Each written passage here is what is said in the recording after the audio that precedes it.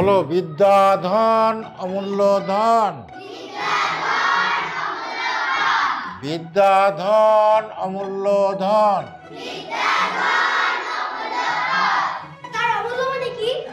অমূল্য মানে হচ্ছে যা মূল্য দিয়ে কেনা যায় না।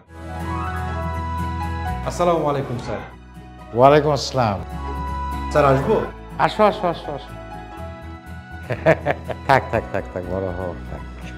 মেহেদি, কেমন আছো? কবে আসলা? এই গতকালই এসেছি। আপনি কেমন আছেন? এই আছে আর কি। শোনো, এই উনি হচ্ছেন মেহেদি। তোমাদের মতোই এই স্কুলের ছাত্র ছিল। লেখাপড়া করে সে ঢাকা শহরে এখন অনেক বড় ইঞ্জিনিয়ার। ইঞ্জিনিয়ার হবে? অবশ্যই হবে। তোমরা কেউ ইঞ্জিনিয়ার হবে, কেউ ডাক্তার হবে, কেউ উদ্যোক্তা হয়ে স্বাবলম্বী হবে। কিন্তু তার জন্য কি করতে হবে? হ্যাঁ, সবাইকে ভালো করে লেখাপড়া করতে হবে।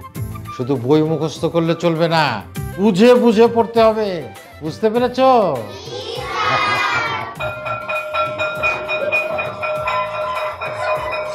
যাও, আস্তে আস্তে যাও।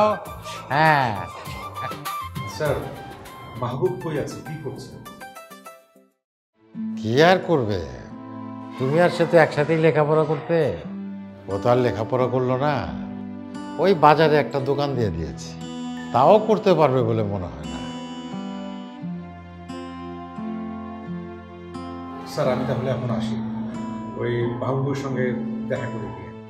আচ্ছা। আসসালামু আলাইকুম। ওয়ালাইকুম আসসালাম।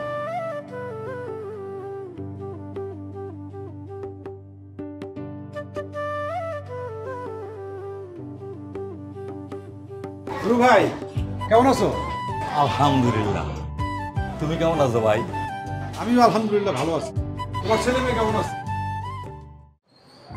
মায়েরা ক্লাস 8 উঠছিল, বিয়ে দিয়ে দিছি। আর পোলাটা এই স্কুলে ক্লাস 3-তে পড়ে। এইটুকু বাচ্চা মেয়ের বিয়ে দিছো? হায় হায়, কামটা করছো কি? কি করুম ভাই, মায়া মানুষ, ঘর রাখা দায়, ভালো পোলা পাইছি, বিয়ে দিয়েছি। ঠিক আছে।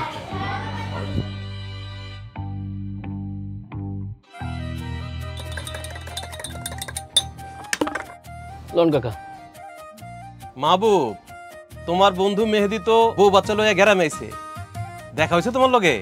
তুমি তো মেহেদির চাই তো ভালো স্টুডেন্ট ছিল, মাস্টার কাকার সাথে রাগ করে পড়াশোনাটা ছেড়ে দিলা। এখন দেও অবস্থা, তোমার বন্ধু মেহেদি কোথায় আর তুমি কোথায়? নয়ন ভাই, থাক না ওসব কথা। কেন থাকবো? হ্যাঁ, থাকবো কেন?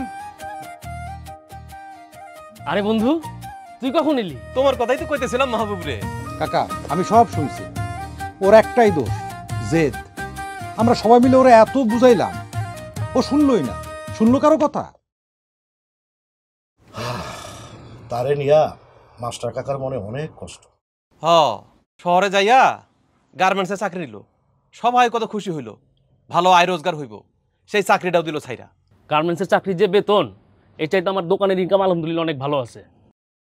আরে দোষ তো গার্মেন্টসের না, দোষ তোর নিজের। তুই নিজে লেখাপড়া করবি না, স্কুলে ঠিক মতো যাবি না, ভালো বেতন পাবি কেমনে? তুই লেখাপড়া না করে নিজের যেমন ক্ষতি করছস, দেশেরও ক্ষতি করছস। এইটা কি করলে বাবা? দেশের ক্ষতি করছে মানে? ও কি খারাপ কিছু করছে? কাকা, ও যদি ঠিক মতো লেখাপড়াটা করতো, ও একটা ভালো চাকরি পাইতো, ভালো বেতন পাইতো, সেই টাকা দিয়া ও সরকারের ট্যাক্স দিত, সেইটা দেশের কাজে আসতো। কিন্তু ও নিজের তো ক্ষতি করছেই, দেশেরও ক্ষতি করছে। ঠিকই তো, এরকম করে সবাই কি চিন্তা করে? চিন্তা তো করা উচিত। প্রত্যেক বছর প্রাইমারি আর হাই স্কুল থেকে অসংখ্য ছাত্রছাত্রী ঝরে পড়তেছে। তারা দেশের দক্ষ জনশক্তি হইতে পারত, দেশের সম্পদ বাড়ত। কাকা, দেশ লুজার হইতেছে এখন। বন্ধু, তুই কি এখন এইসব কথা কই আমার কাটা খায় লবণে ছিটা দিবি? আমি কি লেগে পড়াশোনাটা ছাড়ছি তুই তো ভালো করে জানো। এসব কথা বাদ দে, লে চা খা। শিশু, কিশোর ও যুবকরা শিক্ষার বাইরে থাকার ফলে রাষ্ট্রীয় দক্ষতার ব্যাপক ঘাটতি সৃষ্টি হয়। অকালে স্কুল ত্যাগ এবং মৌলিক দক্ষতার নিচে থাকা শিশু ও তরুণরা বিশ্বব্যাপী বিশাল অর্থনৈতিক ও সামাজিক ক্ষতির কারণ। এর কারণে উৎপাদনশীলতা, স্বাস্থ্য এবং সামাজিক স্থিতিশীলতায় প্রতি বছর বিলিয়ন ডলার ক্ষতি হয়। বেকারত্ব, দারিদ্র্য, অল্প বয়সে গর্ভধারণ ও অপরাধের ঝুঁকি বৃদ্ধি পায়। এতে ব্যক্তিগত, সামাজিক ও রাজস্বের যে ক্ষতি হয় তাতে বৈশ্বিক ঘাটতির আনুমানিক বার্ষিক ক্ষতি 10 ট্রিলিয়ন মার্কিন ডলার। শিক্ষা থেকে ঝরে পড়া ও মৌলিক দক্ষতার অভাব শুধু ব্যক্তিগত ক্ষতি নয়, এটি একটি বৈশ্বিক, সামাজিক ও অর্থনৈতিক সংকট। শিক্ষা থেকে ঝরে পড়া রোধ করা, মৌলিক দক্ষতা অর্জনে সহায়তা করা প্রতিটি নাগরিকের কর্তব্য।